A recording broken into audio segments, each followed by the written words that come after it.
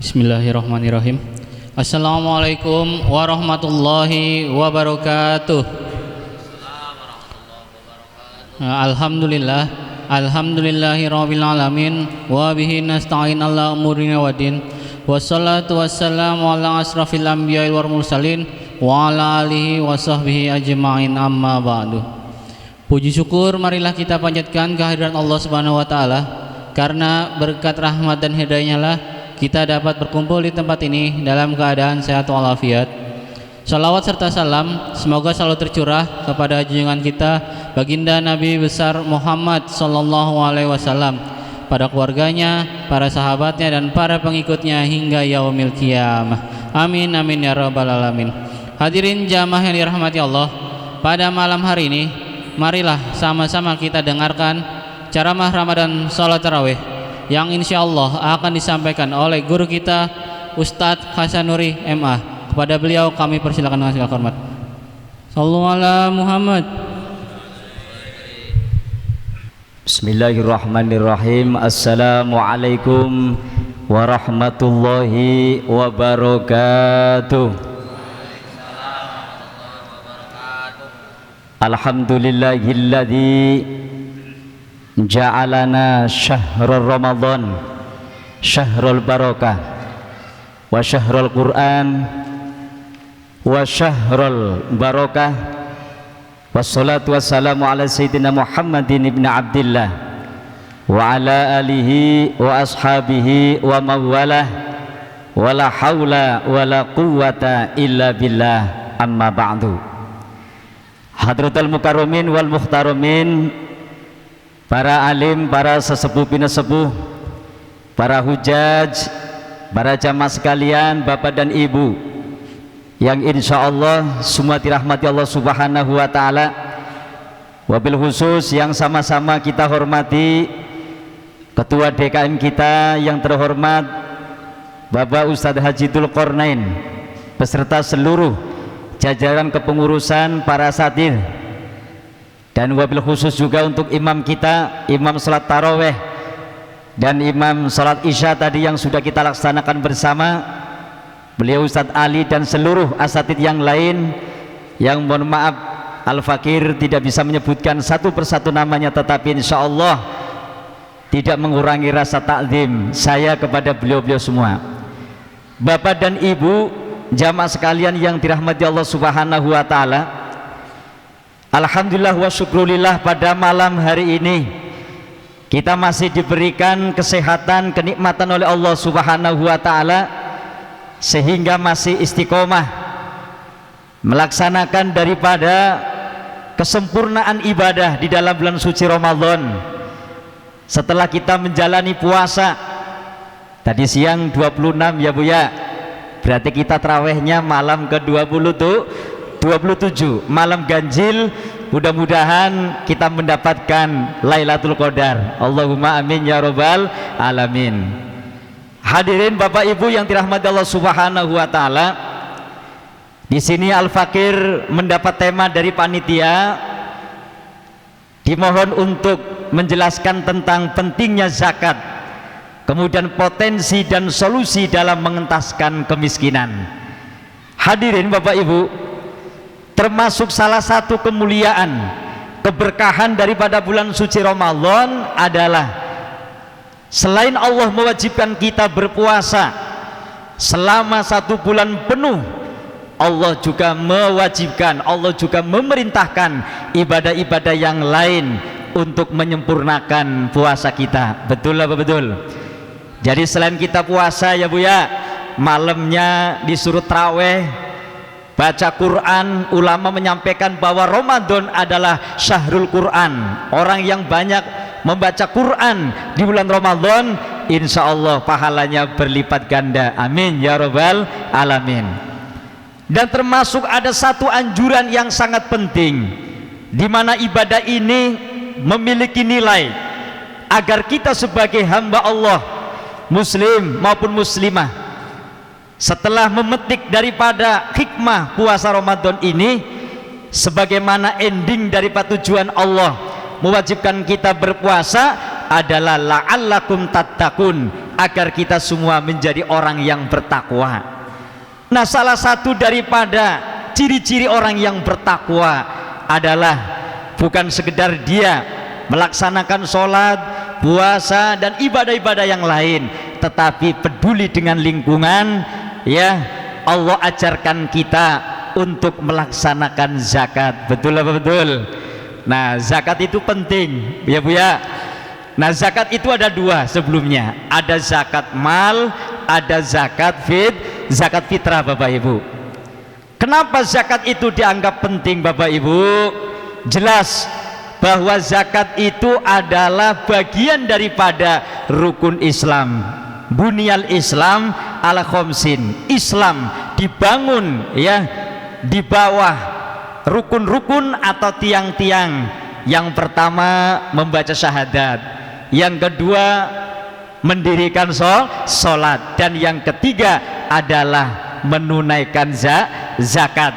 Selanjutnya ada puasa, kemudian ada kewajiban untuk naik haji bagi yang mampu.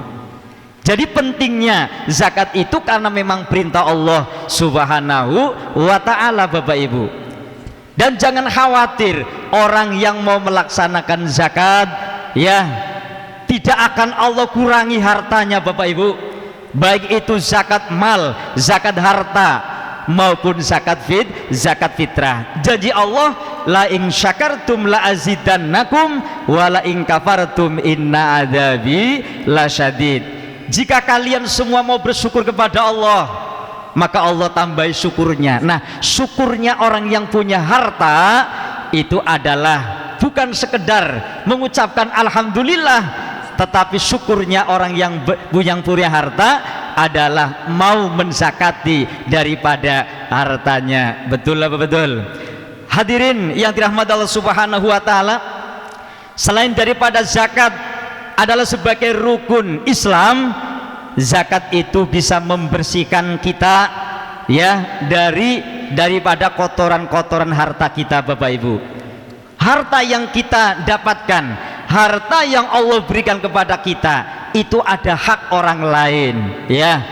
Jadi gambarannya kalau zakat mal kan luas ya Bapak Ibu.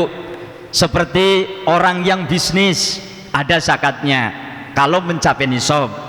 Orang yang nyimpen emas murni, bukan emas yang dipakai sebagai perhiasan Bapak Ibu, bukan, ada zakatnya. Ustadz, bagaimana kalau punya emas kagak nyimpen, bisnis juga kagak, tapi dia menjadi PNS? Kalau memang dalam 1 tahunnya sudah mencapai nisab, ya ada zakatnya yang disebut dengan zakat profesi Bapak Ibu. Hadirin yang dirahmati Allah Subhanahu wa ta'ala.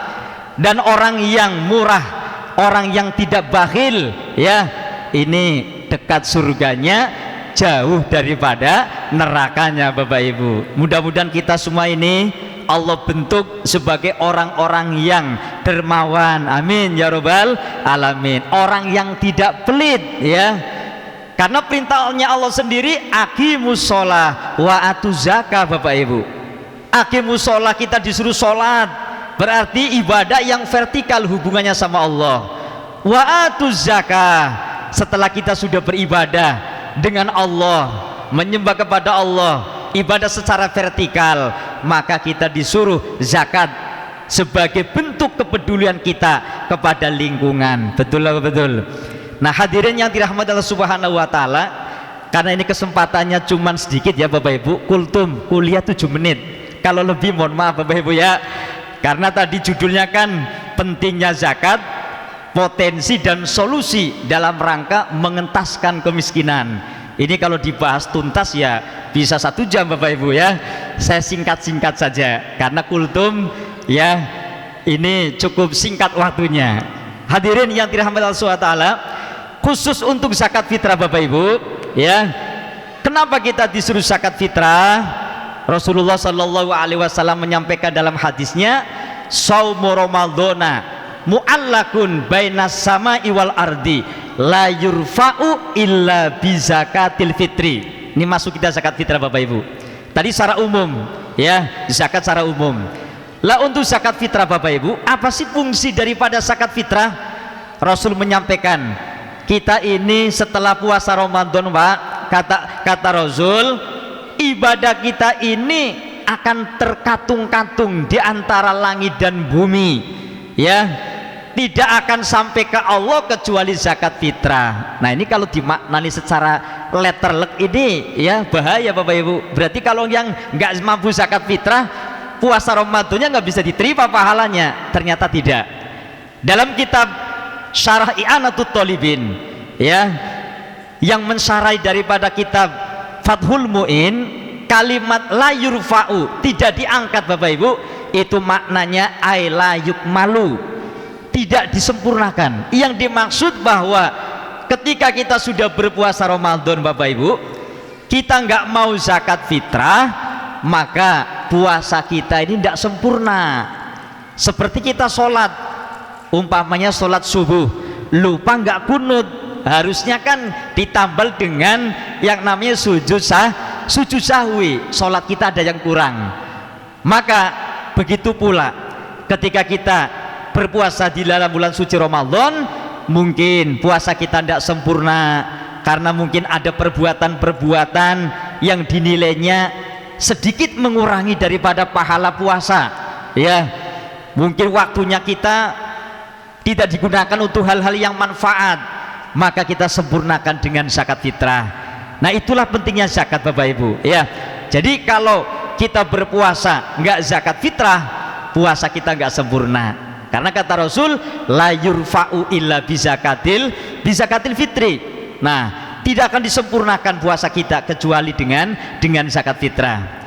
Hadirin yang dirahmati Allah Subhanahu wa taala, kemudian menyinggung daripada potensi dan solusi mengentaskan kemiskinan Bapak Ibu.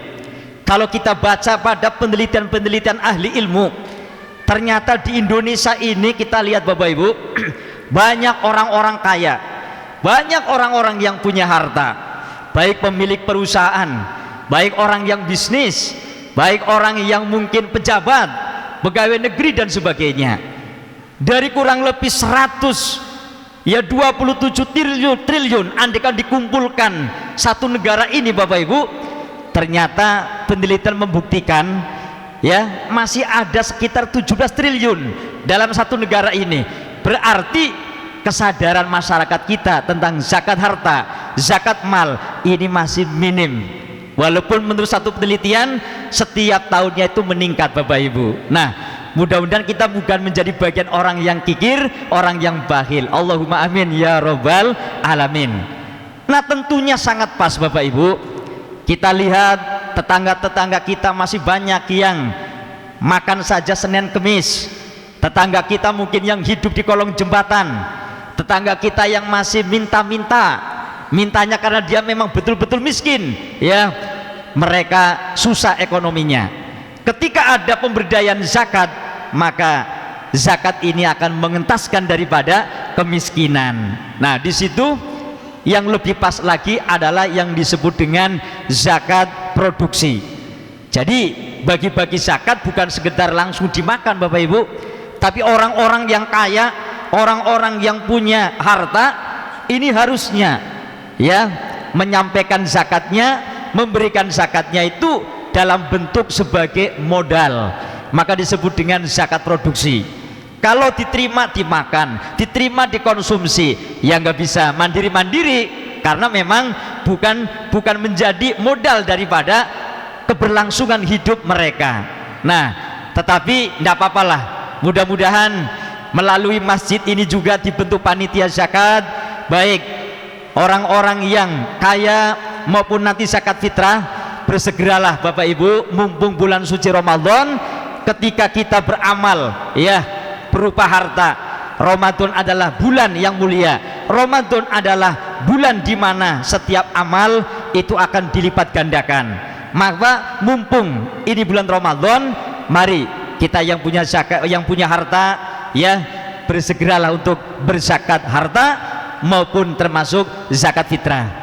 Hadirin yang dirahmati Allah Subhanahu wa taala. Kemudian selanjutnya itu tadi pandangan secara syariat Bapak Ibu. Nah, sekarang kalau kita melihat bagaimana supaya zakat kita betul-betul mengena, maka kita harus mengetahui daripada etika berzakat. Imam Al-Ghazali di dalam kitab Ihya Ulumuddin-nya Bapak Ibu itu menyampaikan ada beberapa fatwa supaya kita di dalam berzakatnya ini betul-betul terkena sasaran, betul-betul zakat kita ini ada manfaatnya. Oleh karena itu di dalam kitab Ihya Ulumuddin, saya di sini mengutip sebenarnya ada 8 Bapak Ibu. Cuman saya lihat waktunya kalau memang terlalu lama mungkin saya menyampaikan hanya sebagian saja. Hadirin yang dirahmati Allah Subhanahu wa taala, yang pertama, etikanya berzakat itu al-wadifatul ula fahmu wujubiz zakat wa maknaha. Jadi kita harus tahu makna daripada kewajiban zakat Bapak Ibu.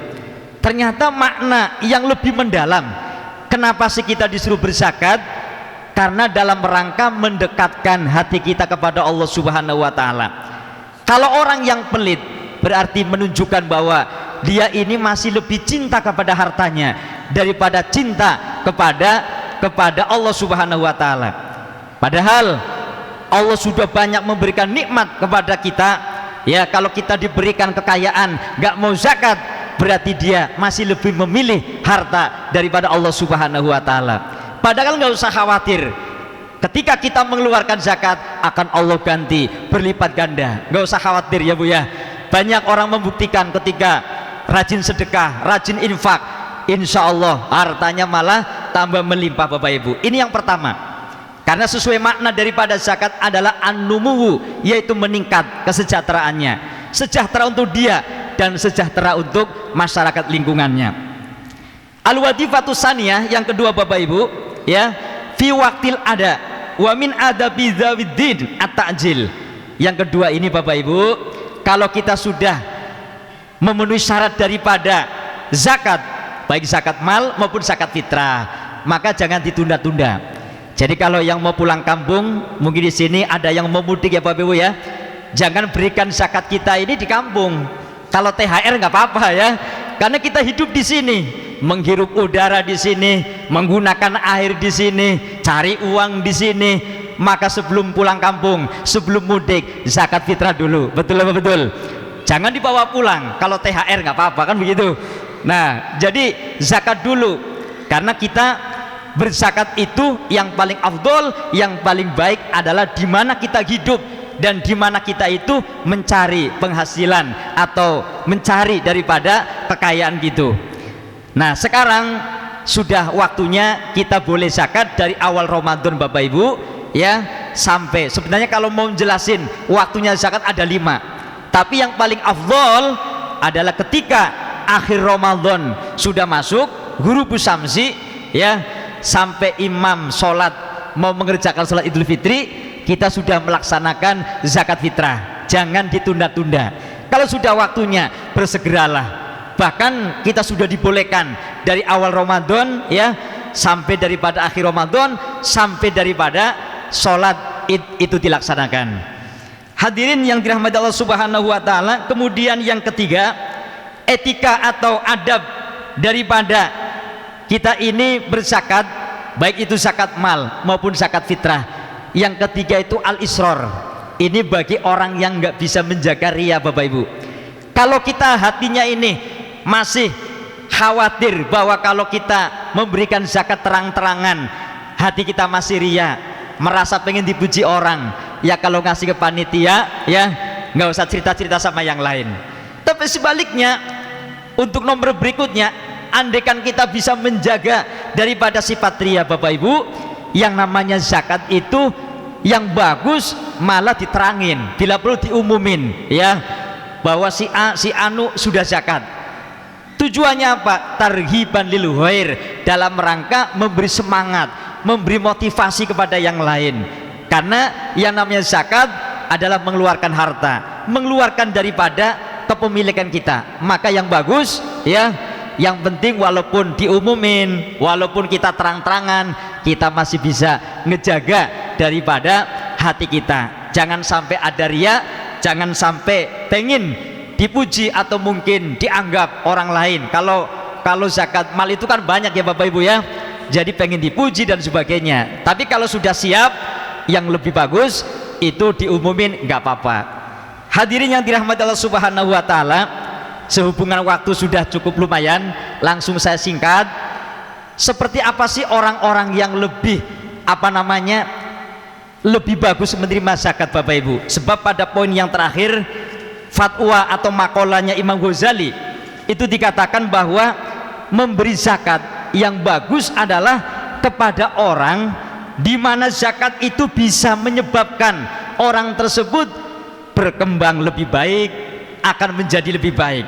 Oleh karena itu ada 6 golongan Bapak Ibu, di mana orang itu ketika menerima zakat itu lebih afdol, walaupun aslamnya itu ada 8 kan Bapak Ibu, ada fakir, ada miskin.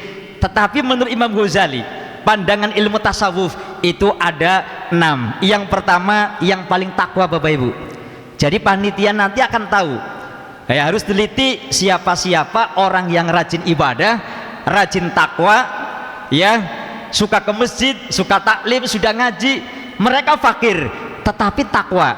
Jadi kalau dibandingin, yang ini fakirnya nggak pernah sholat, tapi yang ini rajin sholat. Nah, ini yang lebih diutamakan adalah yang rajin sholat Bapak Ibu, yang paling takwa. Nah, ini yang pertama Bapak Ibu, ya. Yang kedua adalah ahlul ilmi, orang yang ahli ilmu, ya. Boleh santri, mahasiswa, pelajar muslim gitu ya, atau mungkin para ustadz kan gitu ya. Nah, mereka juga boleh, bahkan utama Bapak Ibu, dikasih zakat. Karena zakat ketika dimakan oleh mereka, aktivitas mereka itu adalah untuk kebaikan.